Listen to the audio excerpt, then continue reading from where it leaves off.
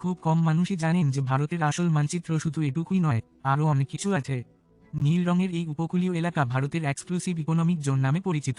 এখানকার সব প্রাকৃতিক সম্পদ, যেমন তেল বা তামা, ভারতের পুরো অধিকার আছে এগুলো উত্তোলনের।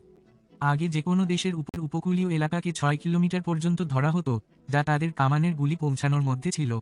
কিন্তু আইন না থাকার কারণে অন্য দেশ থেকে সম্পদ নেওয়া হয়েছে।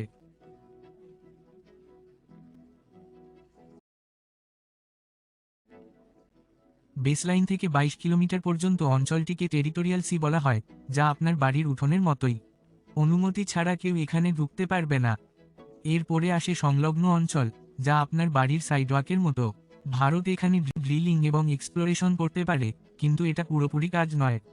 আর বেসলাইন থেকে 370 কিলোমিটার পর্যন্ত এলাকাকে এক্সক্লুসিভ ইকোনমিক জোন বলা হয়, যা ভারতের পিছনের উঠানের মতো, যেখানে ভারত তার সম্পদের পুরো সুবিধা নিতে পারে।